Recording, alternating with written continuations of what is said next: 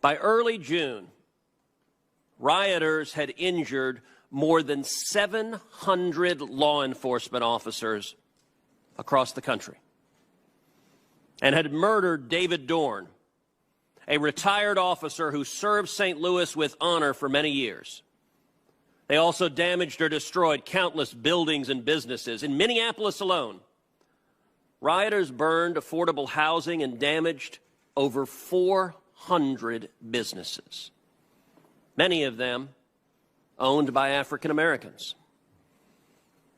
at a cost of well over $500 million in damages.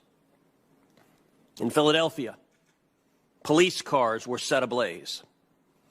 In Seattle, rioters who damaged hundreds of buildings were granted and allowed to set up a so-called autonomous zone by local officials who all too predictably resulted in more crime, including 4 shootings that cost 2 young people their lives. The fact is, the people who took the streets because their hearts cried out for justice have become overshadowed by rioters and looters and those who cynically exploit the protest for their own evil ends. And those rioters aren't concerned about racial justice. Indeed, they're willing to make a mockery of the peaceful protest to advance their violent objectives. Their actions are profoundly racist, the rioters, as they destroy minority communities, minority businesses, and minority lives across this country. This shouldn't be complicated. Peaceful protests must be protected. Riots must be stopped. No one has a right to assault another person, to firebomb a building, to throw a Molotov cocktail into a police car.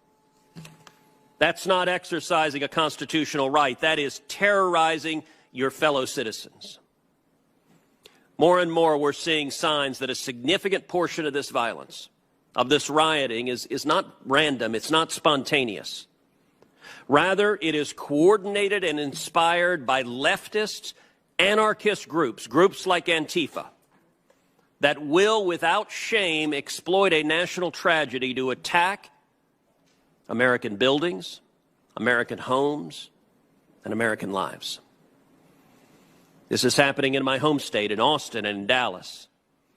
And it's happening across the country, whether in Minneapolis, Nevada City, Pittsburgh, or Toledo, to name a few.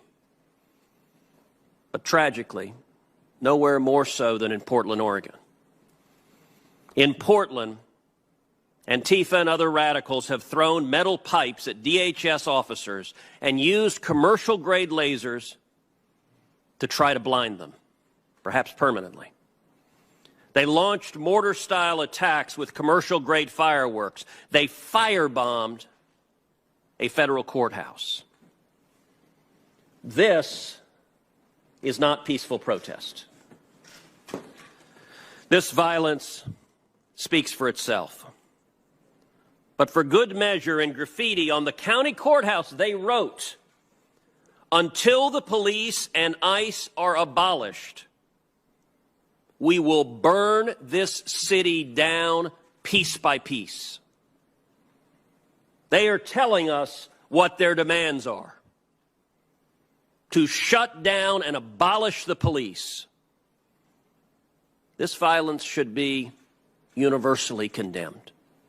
All 100 senators ought to come together and say, don't murder your fellow citizens, don't attack police officers, protect each other's rights.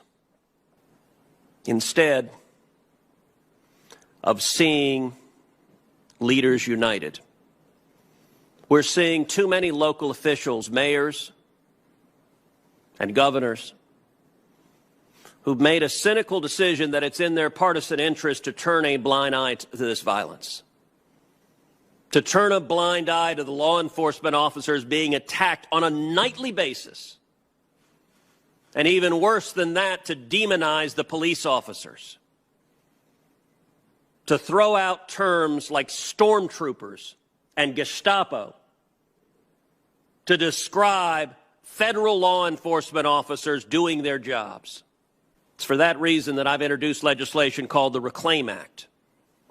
The Reclaim Act provides that if you as an American, if you are injured, if your property is damaged, if your home is burned to the ground, if your business is looted and destroyed during a riot, as a result of a decision of political leaders to deny you police protection, that you have a federal cause of action to sue the municipality or the city that has denied you police protection and has willfully looked the other way while your life was endangered, while your home or business was burned to the ground.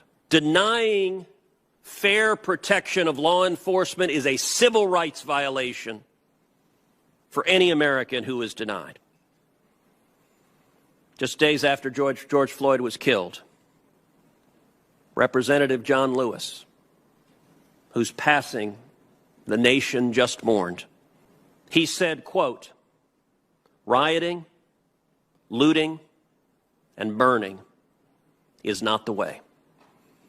Organize, demonstrate, sit in, stand up, vote." Representative Lewis is exactly right. We all have a right to free speech, and we should protect that right vigorously. But we should also be united in condemning political violence and condemning domestic terrorism. Just what is happening on the ground, what the heroic men and women of law enforcement are facing right now,